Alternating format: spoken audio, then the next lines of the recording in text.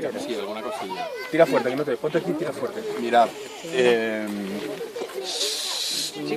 una cosa que cuesta mucho a la gente en general interpretar o asumir es que lo que nosotros vemos hoy no ha estado ni siempre en el mismo sitio ni siempre a la misma altitud.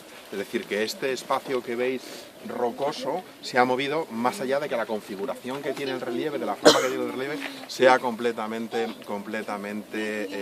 diferente. Eso es algo importante porque Franco hacía precisamente alusión a que la península ibérica durante el Cretácico, durante hace varios cientos de millones de años, no ocupaba la misma posición. Y es que todo mueve, todo se cambia, ¿no? Y hay una cosa muy importante para entender las características del relieve de la península ibérica y en concreto del lugar en que nosotros nos encontramos, ¿no? Y en parte ya lo he dicho, ¿no? Y es que la península ibérica en realidad es una microplaca, es decir, es un fragmento relativamente autónomo de la corteza terrestre que está situado entre la placa eurasiática y la placa africana, ¿no? Y precisamente esa posición de piececita de puzzle entre dos grandes placas determina en gran medida el relieve. Por ejemplo, hace unos 20 millones de años, en el Terciario, el Mediterráneo se secó.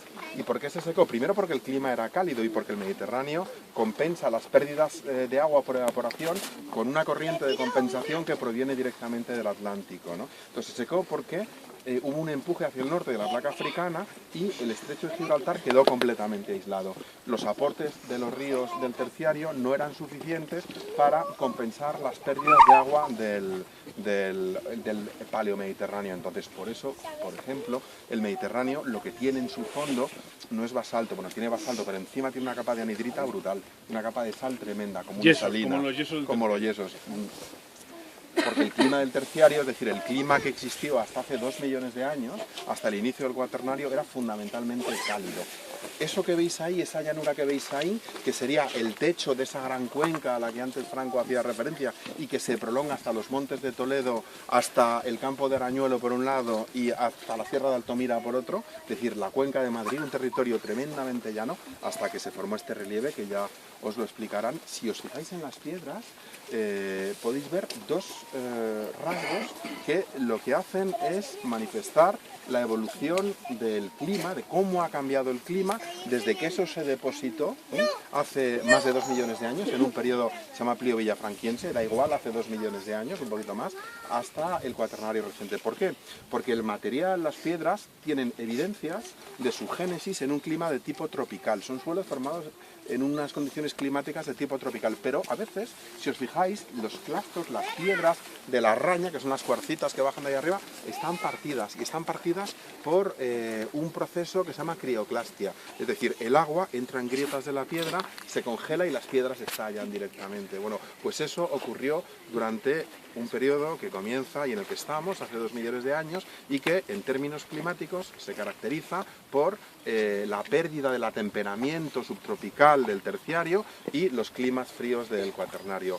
En los momentos más fríos de la última glaciación, en la pulsación más fría, el Ártico, el océano Ártico, todo el mundo sabe lo que es el Ártico, llegaba hasta Finisterre y era muy frecuente y de hecho hay evidencias de la entrada de témpanos de hielo, de icebergs por el estrecho de Gibraltar. Es decir, cambia el clima y eso hace que cambie todo, pero también cambia la posición en relación con el movimiento de las placas que conforman la Tierra. La Tierra está formada por un montón de plaquitas, ¿no? Se llaman placas litosféricas, ¿no? Y también su posición respecto al nivel del mar, que puede subir o puede bajar.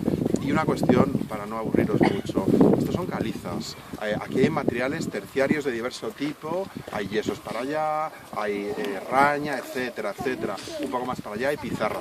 Fijaos, esa geodiversidad, que es muy singular de este entorno, lo que determina es que existan distintos tipos de suelo. No es lo mismo un suelo sobre calizas que un suelo sobre granitos, que un suelo sobre pizarras, sobre cualquier tipo de... Y eso se refleja en la diversidad que existe en términos de vegetación. Hay muchos tipos de vegetación diferentes. Es decir, hay una relación directa y positiva entre la geodiversidad y la biodiversidad. Y también una relación directa entre esa diversidad y la diversidad cultural en relación con los aprovechamientos de todos estos espacios. Como singularidad, que no sé si me estoy saliendo del tiesto, que lo diga Franco, ahí en la caleriza es el límite interior de algunas plantas como por ejemplo el esparto vasto, la tocha, que es una planta de distribución fundamentalmente ibérica y africana, aunque hay poblaciones en Sicilia, etcétera, ¿no?